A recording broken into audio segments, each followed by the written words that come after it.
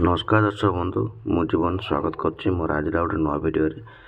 ତ ଦର୍ଶକ ବନ୍ଧୁ, ଆପଣ ସବୁ ଜାଣିଥିବେ କି ବର୍ତ୍ତମାନ ଏଇ ସପ୍ତାହରେ ଆସିବା ପାଇଁ ଯାଉଛି ଆମମାନଙ୍କର ସୁଭଦ୍ରା ପଇସା, ଯାହାକି 5,000 ପାଇବେ ଏବଂ 10,000 କୋଉମାନେ ପାଇବେ। ତ ସେଇଟା ମୁଁ ଟୋଟାଲ୍ ପୂର୍ବ ଭିଡ଼ିଓରେ ବନେଇ ଦେଇଛି, ଆପଣ ଯାଇ ପୂର୍ବ ଭିଡ଼ିଓ ଦେଖିପାରିବେ। ଏବଂ ମୋ ଚ୍ୟାନେଲ୍ଟିକୁ ପୁରା ଯଦି ଭଲ ଲାଗୁଥିବ ତ ଭିଡ଼ିଓକୁ ଲାଇକ୍ କରି ଚ୍ୟାନେଲ୍ଟିକୁ ସବସ୍କ୍ରାଇବ୍ କରିବା ପାଇଁ ଜମା ବି ଭୁଲିବେନି, ଠିକ୍ ଅଛି। ଆଜି ଯେଉଁ ଟପିକ୍ ରହିଛି କି ଆପଣମାନେ ଯେଉଁ ସୁଭଦ୍ରା ପଇସା ଆପ୍ଲାଏ କରିଥିଲେ ଏବଂ ଆପଣମାନଙ୍କର ସୁଭଦ୍ରା ପଇସା ଆସିଲା ପୂର୍ବରୁ ଆପଣ କେମିତି ନିଜ ଷ୍ଟାଟସ୍କୁ ଚେକ୍ କରିବେ, ଯାହାକି ମୁଁ ଆଜି ଆପଣଙ୍କୁ ଦେଖାଇଦେବି। ଏବଂ ଯେଉଁମାନେ ହିତାଧିକାରୀଙ୍କର ନାମ ଅଛି ସେମାନଙ୍କୁ ଷ୍ଟାଟସ୍ କେମିତି ଚେକ୍ କରିବେ ସେଇଟା ବି ମୁଁ ପୂର୍ବ ଭିଡ଼ିଓ ବନିଛି, କିନ୍ତୁ ମୁଁ ଆଜି ଆପଣଙ୍କୁ ଆଉଥରେ କହିବା ପାଇଁ ଚାହୁଁଛି, କାହିଁକିନା ରାତି ପାଇଲେ ଆସିବ ସୁଭଦ୍ରା ପଇସା, ଠିକ୍ ଅଛି। ତ ସେଇଥିପାଇଁ ମୁଁ ଭାବିଲେ କି ଆପଣଙ୍କୁ ସବୁ ଜିନିଷ ଜଣେଇଦେବି ଏବଂ ଆପଣ ଯଦି ଜାଣିନଥିବେ କି ଆପଣମାନଙ୍କର ନାଁ ସେଥିରେ ଅଛି କି ନାହିଁ ଏବଂ ଯାହା ବି କିଛି ଆପଣମାନଙ୍କର ସବୁ ଭୁଲ ଭାଲ ଥିବ, ବ୍ୟାଙ୍କ ଡିଟେଲ୍ସ ହେଉ କିମ୍ବା ଡିବିଟି ହେଉ, ଡିବିଟି ଏବଂ ବ୍ୟାଙ୍କ ଡିଟେଲ୍ସ ଯାହା ବି ଥିବ କିମ୍ବା ଆଧାର କାର୍ଡ଼ ଯାହା ବି ଆପଣଙ୍କର ହେଉ, ତ ତାକୁ ପୁରାପୁରି ଆପଣମାନେ ପୁରା କରେକ୍ସନ୍ ଟିକେ କରିପାରିବେ, ଯାହାକି ରାତି ପାଇଲେ ପଇସା ଆସିବା ପାଇଁ ଯାଉଛି। କିନ୍ତୁ ଯଦି ଆପଣ ଏସବୁ ଜିନିଷ ବି ନଥିବ ତାହେଲେ ଆପଣମାନଙ୍କର ପଇସା ଆସିବ ନାହିଁ। ପ୍ରଥମେ ତ ହେଉଛି ଆପଣମାନଙ୍କୁ ମୁଁ କହିଦେଇଛି କି ଆପଣଙ୍କୁ ପୂର୍ବ ଭିଡ଼ିଓ କହିଛି ଡିବିଟି କ୍ଲିୟର ଥିବ ଆପଣମାନଙ୍କର, ଠିକ୍ ଅଛି। ଡିବିଟି କ୍ଲିୟର ଏବଂ ଆପଣମାନଙ୍କର EKYC ଥିଲେ କ୍ଲିୟର, ଠିକ୍ ଅଛି। ଏଇ ଦୁଇଟା ଜିନିଷ ଯଦି ଆପଣଙ୍କର କ୍ଲିୟର ଥିବ ତାହେଲେ ଆପଣଙ୍କର ବ୍ୟାଙ୍କକୁ ପଇସା ଅଟୋମେଟିକ୍ ଟ୍ରାନ୍ସଫର୍ ହେଇ ଆସିବ, ଯାହାକି 5,000 ଟଙ୍କା, ଠିକ୍ ଅଛି। ତ ଚାଲନ୍ତୁ ମୁଁ ଜଣାଇ ଦେଉଛି ଆପଣମାନଙ୍କୁ କି ଆପଣ ଯଦି ସୁଭଦ୍ରା ପଇସା ଆପ୍ଲାଏ କରିଥିଲେ ଏବଂ ଆପଣଙ୍କ ନାଁ ଯଦି କଟିଯାଇଛି ତ ଚାଲନ୍ତୁ ମୁଁ ଆପଣଙ୍କୁ ଜଣାଉଛି, ଠିକ୍ ଅଛି।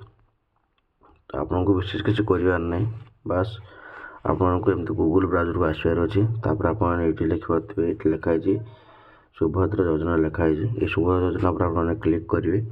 କ୍ଲିକ୍ କରିସାରିଲା ପରେ ଆପଣଙ୍କୁ ଗୋଟେ ଫାଷ୍ଟ ଗୋଟେ ପୋର୍ଟାଲ୍ ପଳେଇ ଆସିବ, ଏମିତିକା ଗୋଟେ ପେଜ୍ ବାହାରି ଆସିବ ଏବଂ ଆପଣମାନେ ଦେଖିପାରୁଥିବେ କି ଲେଖା ହେଇଛି ସୁଭଦ୍ରା ଯୋଜନା, ଠିକ୍ ଅଛି। ତ এই ସୁଭଦ୍ରା ଯୋଜନା ଉପରେ ଆପଣମାନେ କ୍ଲିକ୍ କରିବେ। ସୁଭଦ୍ରା ଯୋଜନା ଆପଣମାନେ କ୍ଲିକ୍ କରିବେ। କ୍ଲିକ୍ କରିସାରିଲା ପରେ ଆପଣଙ୍କୁ ସୁଭଦ୍ରା ଯୋଜନା ପୁରା ପୋର୍ଟାଲ୍ ପଳେଇ ଆସିବ, ଠିକ୍ ଅଛି। ପୁରା ପୋର୍ଟାଲ୍ଟା ଆପଣଙ୍କୁ ସୁଭଦ୍ରା ଯୋଜନା ପଳେଇ ଆସିବ। ପଳେଇ ଆସିଲା ପରେ ଆପଣମାନେ ଏମିତି ସ୍କ୍ରୋଲ୍ କରି ଯିବେ। ସ୍କ୍ରୋଲ୍ କରିବେ ଏଠି ଲେଖା ହେଇଛି ଦେଖନ୍ତୁ ଯୋଗ୍ୟତା ମାনଦଣ୍ଡ କ'ଣ ଯୋଗ୍ୟତା ପାଇପାରିବେ ଏବଂ ଆବେଦନକାରୀଙ୍କ ଦାୟିତ୍ୱ, ଠିକ୍ ଅଛି। ଏଇଠି ସବୁ ଲେଖା ହେଇଛି ଆପଣଙ୍କର ଅଭିଯୋଗ ଲେଖା ହେଉଥିବ ଏବଂ ବାରମ୍ବାର ପ୍ରଶ୍ନ ପଚାରୁଥିବେ, ଆପଣ ଯାହା ବି କୋଶ୍ଚିନ୍ କରିଥିବେ ସେଇ ସବୁ ବିଷୟରେ ଡିଟେଲ୍ସ ଲେଖା ହେଇଛି। ଆଉ ଗୋଟେ ଦେଖନ୍ତୁ ଏଠି ଲେଖା ହେଇଛି ହିତାଧିକାରୀ ତାଲିକା, ଠିକ୍ ଅଛି। ମୁଁ ଆପଣଙ୍କୁ ଦେଖାଇ ଦେଉଛି, ଏଠି ଲେଖା ହେଇଛି ଆପଣଙ୍କୁ ହିତାଧିକାରୀ ତାଲିକା ଲେଖା ହେଇଛି। ତ ହିତାଧିକାରୀ ତାଲିକା ଉପରେ ଆପଣ କ୍ଲିକ୍ କରିବେ। କ୍ଲିକ୍ କରିସାରିଲା ପରେ ଏଇ ଦୁଇଟା ଜିନିଷ ଆସିବ, ଠିକ୍ ଅଛି। ଗୋଟେ ହେଉଛି ହିତାଧିକାରୀ ତାଲିକା ଏବଂ ଆଉ ଗୋଟେ ହେଉଛି ଅସ୍ଥାୟୀ ହିତାଧିକାରୀ ତାଲିକା, ଠିକ୍ ଅଛି। ଆପଣମାନେ ଏଇ ଅସ୍ଥାୟୀ ହିତାଧିକାରୀ ତାଲିକା ଉପରେ କ୍ଲିକ୍ କରିବେ। କ୍ଲିକ୍ କରିସାରିଲା ପରେ ଆପଣଙ୍କୁ ଏଠି ଶୋ କରିଦେବ କି ଆପଣ ନିଜ ନିଜ ଜିଲ୍ଲା, ବ୍ଲକ୍ ଏବଂ ଗ୍ରାମ ପଞ୍ଚାୟତ ଏଇ ତିନିଟାରେ ଆପଣମାନଙ୍କୁ ଶୋ କରିଦେବ। ଆପଣ ଶୋ କରିସାରିଲା ପରେ ଆପଣ ନିଜ ନିଜ ଜିଲ୍ଲା ଆଉ ବ୍ଲକ୍ ଆଉ ଗ୍ରାମ ପଞ୍ଚାୟତ ଭଲ ଭାବରେ ଭରିବେ, କାହିଁକିନା ଯଦି ବି ଆପଣଙ୍କର କିଛି ମିଷ୍ଟେକ୍ ହେଇଯାଏ ତାହେଲେ ଆପଣମାନେ ନିଜ ନାଁ ଜାଣିପାରିବେ ନାହିଁ, ଠିକ୍ ଅଛି। ତ ଏଇ ଜିଲ୍ଲା, ବ୍ଲକ୍, ଗ୍ରାମ ପଞ୍ଚାୟତ ଭରି ସାରିଲା ପରେ ଆପଣ ଦେଖନ୍ତୁ ଏଇଠି ଲେଖା ହେଇଛି ଗୋଟେ ଜିନିଷ କି ଦେଖନ୍ତୁ, ଠିକ୍ ଅଛି। ସମସ୍ତେ ଭରି ଦିଅନ୍ତି ଜିନିଷଟା କିନ୍ତୁ ଜାଣିପାରନ୍ତି ନାହିଁ, ଭାବନ୍ତି ଅଟୋମେଟିକ୍ ପଳେଇ ଆସିବ ବୋଲି, କିନ୍ତୁ ଅଟୋମେଟିକ୍ ସେ ଜିନିଷଟା ଆସେ ନାହିଁ।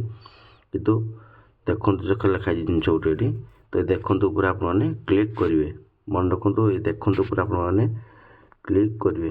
କ୍ଲିକ୍ କରିସାରିଲା ପରେ ଆପଣଙ୍କୁ ଗୋଟେ PDF ପଳେଇ ଆସିବ, ଠିକ୍ ଅଛି। ମୁଁ ଆପଣଙ୍କୁ କହିଦେଉଛି, ଯେହେତୁ ମୁଁ ଆପଣଙ୍କୁ କହିଦେଉଛି ଏଇଟା ଭରିଦେଲେ PDF ଗୋଟେ ପଳେଇ ଆସିବ।